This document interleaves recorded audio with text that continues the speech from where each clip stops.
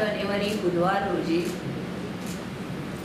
संध्याकाळी दुपारी 4 वाजता महालक्ष्मी मंदिर पणजी येथून गुरुप्रतिमेची मिरवणूक पाटलेपर्यंत घेतली जाईल।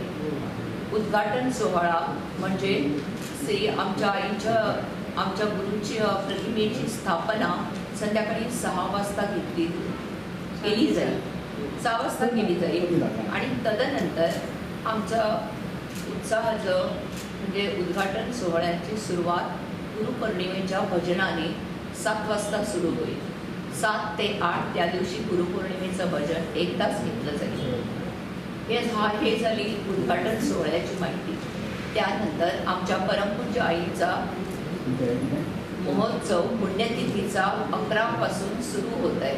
खरं म्हणजे 11 वाजता 11 जानेवारी रोजी संध्याकाळी 7 वाजता गुरुपौर्णिमेच्या भजनाने या सोहळ्याला सुरुवात होईल। तिथे अखंड नामस्मरण 7 दिवस राहणार आहे। 12 जानेवारी ते 18 जानेवारीपर्यंत हा सोहळा साजरा केला जाईल। नंतर 18 जानेवारी रोजी आमच्या आईची पुण्यतिथी आहे। या सप्ताहाच्या 7 दिवसात 4 वेळा आमच्या उपासना असतात। प्रातः स्मरण असतं, दुपारचं भजन असतं, संध्याकाळी आणि रात्रीची उपासना जरी वेगळी आणि विशेष आहे। ह्याला आम्ही कृष्ण प्रताप असं म्हणतो। हा परमपूज्य आईने लिहिलेला कृष्ण प्रताप हे भागवताचं संक्षिप्त असं रूप आहे। याला कंडेन्स्ड भागवत म्हणता येतं। अशा ह्या कृष्ण प्रतापाचं लिखाण आईने 7 तुळशी दळात असं केलं आहे।